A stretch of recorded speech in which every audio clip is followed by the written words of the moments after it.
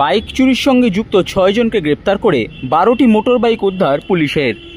এই খবরটি নিবেদন করছে স্বামী বিবেকানন্দ ইউনিভার্সিটি, আপনার সন্তানের স্বপ্নের ভবিষ্যৎ গড়ে তোলার একমাত্র সঠিক ঠিকানা।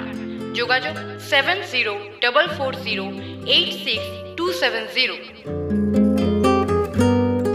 গত 30শে জুলাই টিটাগড় থানায় একটি বাইক চুরির লিখিত অভিযোগ দায়ের করা হয়। সেই ঘটনার তদন্তে নেমে টিটাগড় থানার পুলিশ গোপন সূত্রে একটি বাইক চুরির ঘটনার সঙ্গে যুক্ত গোষ্ঠীর খবর পায়।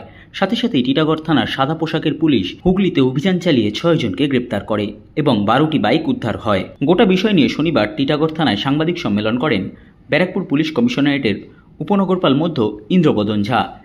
গত 30 জুলাইতে টিটাগড় থানা একটা বাইক চুরির মামলা দায়ের করে। বাইক চুরির মামলাতে তদন্তে সঙ্গে সঙ্গে টিটাগড় থানা টিম নেমে যায় এবং গোপন সূত্রে মারফতে একটা বাইক চুরির গ্যাংয়ের খবর পায়। এই গ্যাংয়ের খবর পাওয়ার সঙ্গে সঙ্গে টিটাগড় থানার পিসি অফিসার এসআই রিত্র, ওনার টিম এএসআই উত্তম এবং এএসআই আতিল আর বাদবাকি যে পিসি পার্টিতে কাজ করে ওরা সঙ্গে সঙ্গে নেমে যায় এবং পোলবা থানা থেকে 4 জনকে অ্যারেস্ট করে।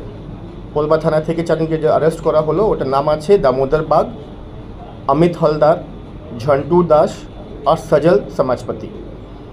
দামোদর পোলবার বাসিন্দা, বাদবাকি 3 জন চুচুড়ার বাসিন্দা। এদের স্টেটমেন্টের ভিত্তিতে এক সমীর ঘোষ এলিয়াস পিলে, যার বাড়িও চুরচুড়াতে আছে, ওকে অ্যারেস্ট করা হয়। পিলের স্টেটমেন্ট থেকে এদেরকে 7 দিনের পিসি নেওয়া হয়। এদের স্টেটমেন্টের ভিত্তিতে শেখ হাসান, যে চুচুড়ার বাসিন্দা, ওকে শ্রীরামপুর থেকে অ্যারেস্ট করা হয়। গতকাল পিলে আর সজল এদেরকে নিয়ে চন্দননগর এবং হুগলি রুরাল ডিস্ট্রিক্টের বিভিন্ন নানা জায়গা ওখানে রেড করা হয়। ওখান থেকে মোট 12টা মোটরসাইকেল 2 হুইলার রিকভার করা হয়। 3টা বাইক রিকভার করা হয় চুঁচুড়া থেকেই হলদিডাঙ্গা, 3টা বাইক পিলের বাড়ি থেকে যেটা চুঁচুড়াতে আছে, 4টে বাইক পোলবাতে দামোদর বাগের যে বাড়ি আছে ওর সামনে থেকে, আর 2টে বাইক চুঁচুড়া স্টেশন গ্যারাজের সামনে থেকে রিকভার করা হয়। এই সবটা বাইক আমরা রিকভার করে থানা নিয়ে এসছে। এই 12টা বাইক মধ্যে যে আমাদের যে কেস রেজিস্টার হয়েছিল 30 তারিখে 266 নম্বর, ওর যে বুলেট ছিল ওটা রিকভারি আমরা করতে পেরেছি। বাদ বাকি 11টা বাইকের আমরা তদন্তে দেখব কি কোথায় আছে, কার আছে, ওটা অল কনসার্ন মেসেজও যাবে আর আমরা আস্তে আস্তে এটা আইডেন্টিফাই করব। এদের যে মোডাস অপারেন্ডি থাকতো এরকম থাকতো কি পুরনো বাইক যার লকগুলো একটু কমজোর হয়ে গেছে ওই রকম বাইককে টার্গেট করে ওই রকম বাইকের কোনো মাস্টার কি বানিয়ে মাস্টার কি থেকে বাইককে অন করে ওরা নিয়ে যেত। এটা বোধহয় একটা সেকেন্ড হ্যান্ড বাইক বিক্রি র্যাকেট মতো এরা কাজ করতো। এখনও আমাদের তদন্ত শেষ হয়নি, আমরা আশা করছি কি আর কিছু বাইক আমরা রিকভারি করতে পারবো। নাম্বার প্লেট পরিবর্তন করা বা কিছু করা? 12টা বাইক মধ্যে আমরা 9টা বাইক মধ্যে নাম্বার প্লেট পাচ্ছি না, তো নিশ্চয়ই এদের কিছু প্ল্যানিং ছিল যে নাম্বার প্লেট চেঞ্জ করে কিংবা এমনি যেরকম হয় সেকেন্ড হ্যান্ড বাইকে ওরা বিক্রি করার চেষ্টা করছে। এই ঘটনা কি কোনো ক্রাইমের সাথেও এই বাইকগুলো ইউজ করেছে বলে আপনারা ক্রাইমের উদ্দেশ্য?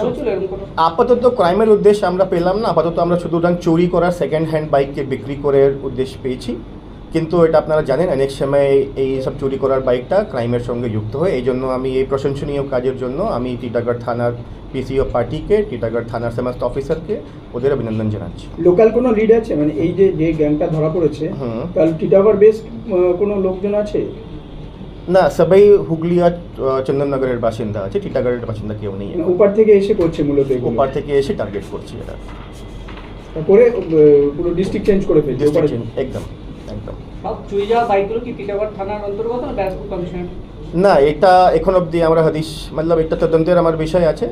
একটা বাইক নিশ্চিত আমার টিটাগড় থানার যেটা আছে বুলেট, বাদ বাকি 11টা বাইকের আমরা চিহ্নিত করব আস্তে আস্তে কোথাকার বাইক আছে। কিছু হয়তো কল্যাণীর হতে পারে, কিছু অন্য থানার হতে পারে, দেখতে হবে এটা।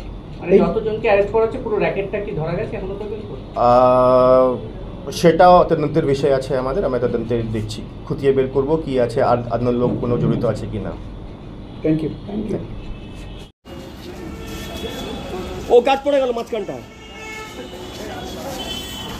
একটু চেপে দিন, ওকে একটু চেপে দিন। হ্যাঁ হ্যাঁ এবার দাঁড়ালেই তো। হ্যাঁ